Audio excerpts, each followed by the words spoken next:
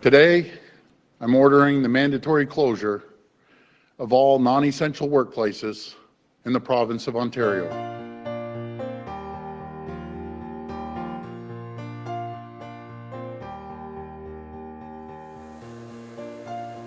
We were immediately scared for our staff and for their families, and obviously for our community. There's no way we would have seen kind of this level of impact coming. You kind of always think like that's a problem somewhere else. You could see the kind of curves from Italy and Spain and UK, and we were on pretty much the exact same trajectory as them, but like 3 or 4 weeks ahead. So at that point we knew that it was definitely going to come here. This order will be effective Tuesday, March 24th at 11:59 p.m. for 14 days.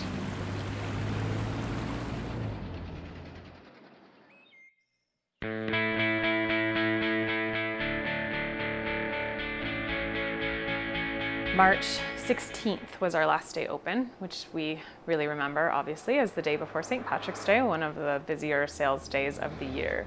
So that was a big hit to lose that day, obviously. It was the right decision at the time, and we stayed closed until June 12th, so almost 3 full months. When we first got word of a shutdown, it was you know, the uncertainty of what's going to happen over the next couple of months, how long it's going to last. You know, is this a very short-term blip? We're going to be closed for a couple of weeks and everything's going to be fine, or is it going to be a 3, 4, 5 months, 6 months into a year? Like, how long is this going to long, and what are the knock-on effects going to be? We were terrified that we wouldn't know what to do when, and as the pandemic has played out, we've come to see that those fears are really what helps us make decisions week in and week out as we navigate these uncharted waters. It's been challenging and we've learned a lot, but it's not always been easy. This was a very, very tough decision, but it is the right decision. This is not the time for half measures. This decision was not made lightly, and the gravity of this order does not escape me.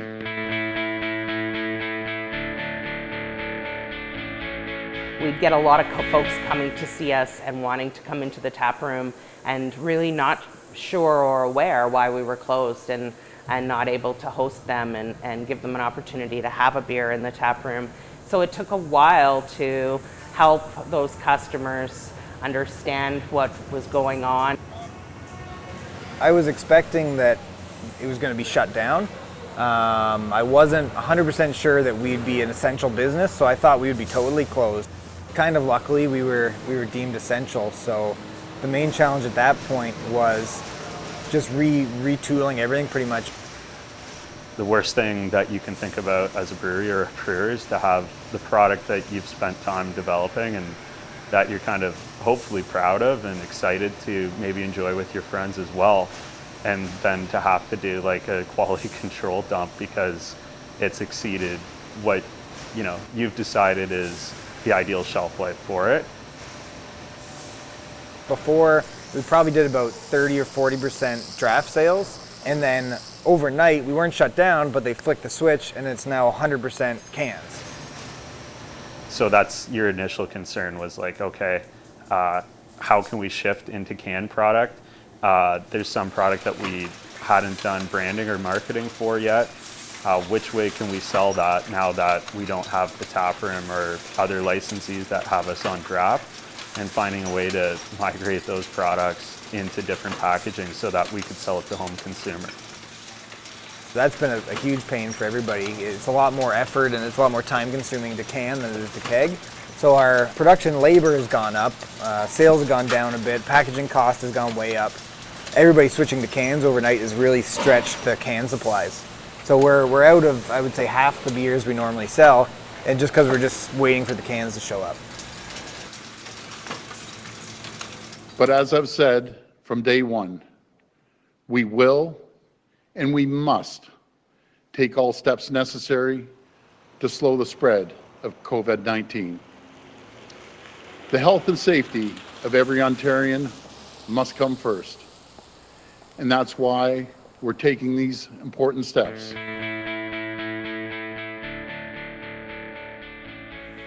We kept the brewery running. We, of course, had a lot of demand in the brewery, and our retail store remained busy, and it remained open throughout the entire time. Most of our strategy being the fact that our revenue dropped pretty dramatically was social media based. Because we have a huge following within London, social media was the easiest way for us to get that, get those people supporting us. And we put out there, to support us and support any of your local breweries. Londoners are famous for supporting locals, so we're glad we're in a city that prides itself on doing that.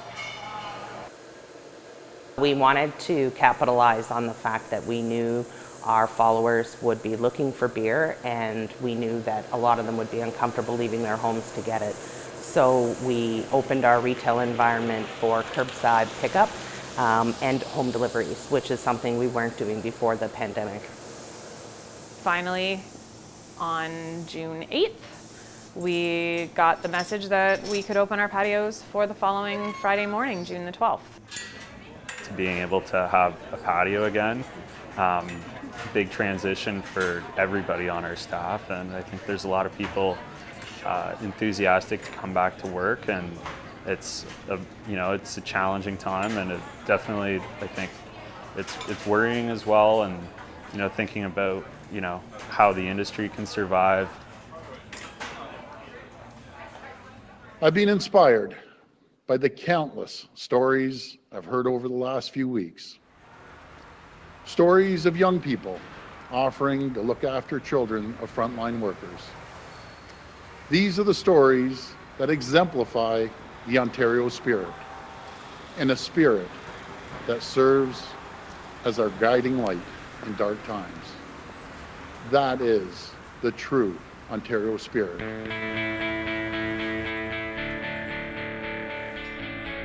We were stocked out for like a week or two on our lager, and that's obviously very stressful despite everything else. So within a couple weeks' time, we were able to get that back on the shelf. What was a huge help was there's some bigger breweries in London. Like I'll talk predominantly mostly about Powerhouse and Anderson. And what was great was we were able to look at their excess capacity and then their ability to can more, and we were able to go and do a couple batches at either of those breweries.